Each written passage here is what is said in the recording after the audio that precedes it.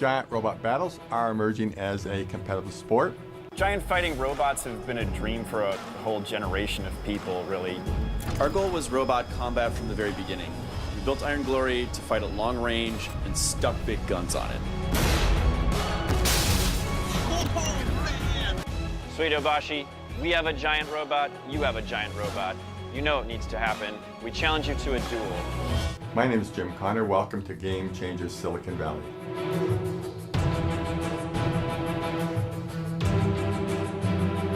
In this segment, we'll discuss the next frontier in robotics that integrates technology and competitive sport with entertainment. My guest is Matt Oehrlein, co-founder of Megabots, the company which created the giant robot battle known as Japan versus the USA. Matt, welcome to the show. Let's start with the question, how did you come up with this idea of creating a battle between giant fighting robots? Sure, it's pretty crazy to think about, right?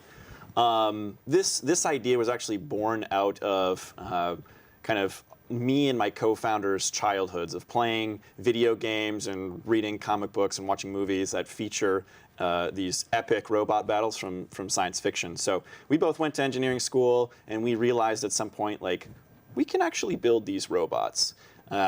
So I credit my co-founder with probably being the first person to say, we should build giant fighting robots. And he gave me a call, and I was like, we really should do that. And then we sort of came up with the idea of creating a sports league together. Okay, so how long did it take to do the first robot?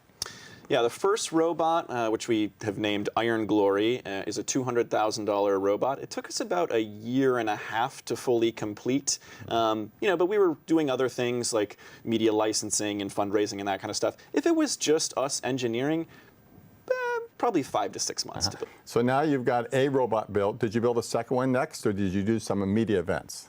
Yeah, we did a few media events with the old robot, but really, once we issued this big challenge to Japan that we can maybe talk about later, we built an entirely new robot that is fully combat capable, that is an order of magnitude more complex and powerful. That is, if I may use the word, a very awesome robot. From day one was going to be a battle of the giant robots, is that correct? That's right.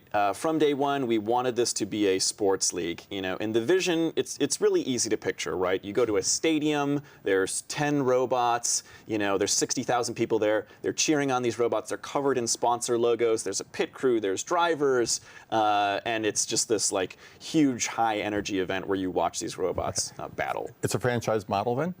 Yeah, so we would like to move to that eventually. Right now, it's mostly Megabots owned robots. There is, our headliner fight, our first headliner fight was another team in Japan, and we're sort of looking for other teams to join, but we're also prepared to just build all the robots ourselves if we have to. So build them yourselves for now, domestically, Yeah. and have domestic battles, regional competition to maybe perhaps national, and then maybe Yep. something international, right? Yeah. There's also a few teams in China now that are building some robots. So you may see another challenge in the future where we battle them. Okay.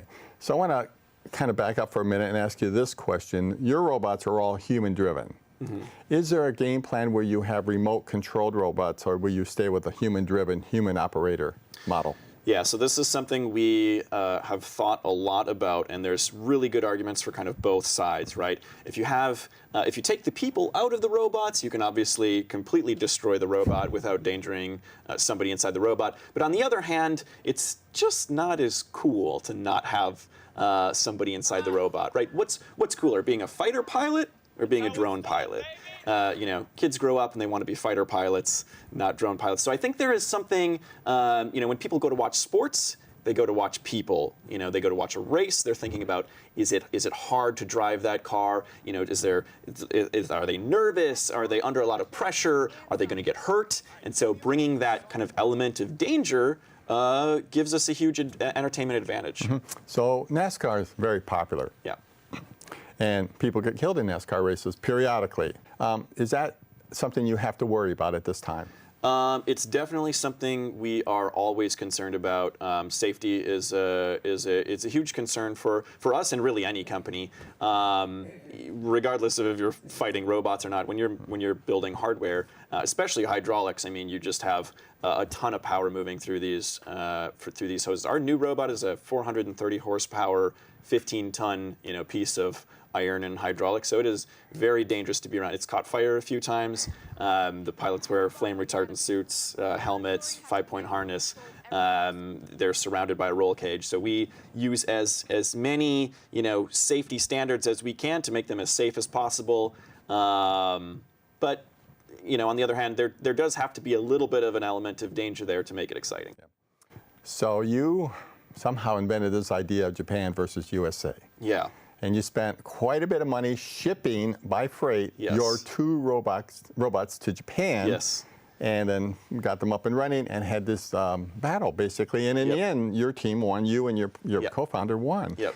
How did that come about? Did you engineer this idea, or did someone plant the seed? Or give us a little insight to that. Yeah, so really this was just a case of trying to bootstrap the company. Honestly, we had built, at that time in the company, we had built 1 robot, Iron Glory. Back then we called it Mark II, but we later renamed the robots. We had built Iron Glory, and we didn't have enough money to build another robot. So we sat there thinking, how do we start a sports league if we only have 1 robot? But there was one other giant robot in the world that we knew of, and it was in Japan. And so we thought, well, 4th of July is just around the corner. Let's dress up super Americana. We're wearing American flag capes and aviators, and we issued a challenge to that Japanese team. They answered 1 week later, and the whole internet blew up, and that's kind of what put us on the map as a worldwide event, worldwide brand, and a sports league. Is this a millennial engagement? Is this a broader demographic engagement? It's pretty big. Yeah, I think it's just, really it's just a case of us taking advantage of platforms and media that we, know and are familiar with. I've spent a lot of time watching YouTube videos. My co-founder has too. So, it's a great platform if you have a compelling message. The first challenge video that we filmed cost us about $150 to film. We borrowed cameras. I think the only thing we spent money on was we rented some lavalier microphones. But otherwise, we put that video on the internet for $150, and it got us 7 million views. 7 million. That's a pretty big startup idea. Very scrappy, very innovative. So good. Okay, so you got the 2 robots. Despite the battle, fatigue, and the damage, you've got them back home, and you've got them both up and running now. Right. Iron Glory, is that going to get retired and replaced by a new one, or is that going to be the trophy moniker, or what? Iron Glory is kind of this this old workhorse that just keeps going. That robot's been beaten up and tipped over so many times, and it just keeps running. So I think at the very least, we'll probably keep it around as a punching bag or some kind of weapons testing robot.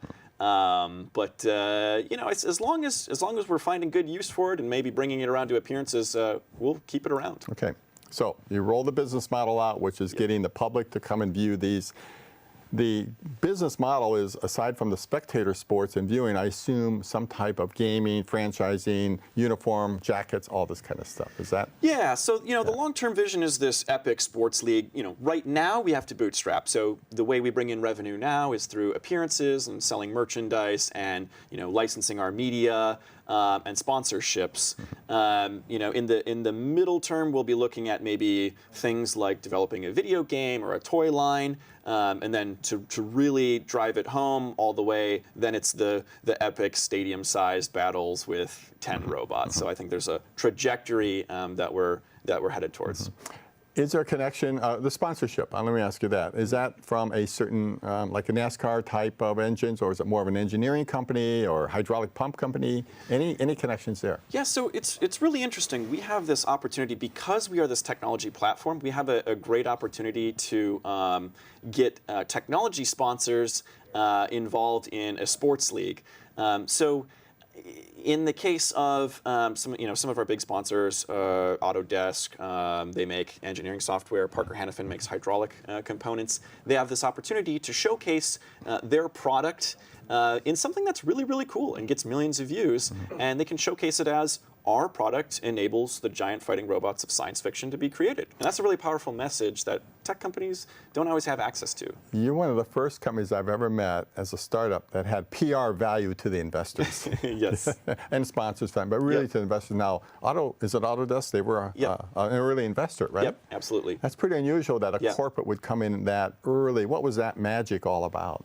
Yeah, so, I think it was, one of our first big appearances, we went to Maker Faire with Iron Glory. That was kind of the unveiling with Autodesk, and we showcased, building this epic thing using Autodesk software, and we released some videos about it. And Autodesk got a ton of brand exposure. I mean, their logo was all over, and they're in a YouTube video with millions and millions of views, and thousands of press articles were written about how Autodesk is, enabling the giant robots of science fiction to become created. And so they saw that tremendous value, and it makes a lot of sense for these companies to invest in us and further that relationship. Yeah. Any educational connections? Just happens to be one of my favorite passions. Is there a connection of the student sees it, whether the university or high school, they go, oh, that's cool, I'd like to understand how those robots work. Yeah, absolutely. One of our big internal missions is to inspire the next generation of scientists and engineers to learn science and math and create amazing things. So we don't have any active partnerships with universities or schools. Sometimes we'll do tours for schools, but I think one of the important things is if you really want to inspire kids, you can't force it down their throats. You have to be cool on platforms that they find relevant, and you have to, they have to be drawn towards you, right? So if it's a teacher or a parent saying, hey, you should watch Megabots, that's not cool for a kid, and that's not going to inspire them. So they kind of discover us, and they realize giant fighting robots are cool. I want to be that. So I have to ask you this question. Where did a scrappy entrepreneur like you find the cool factor? How did you? Is this natural? Is this a total natural thing, or? I'm not so sure on that one. It definitely feels like it comes natural to me. My only film experience is I took a film class in high school, kind of for fun. And realized I really liked the medium. And I would kind of edit videos together as a hobby of just kind of like build the cool things that I've built.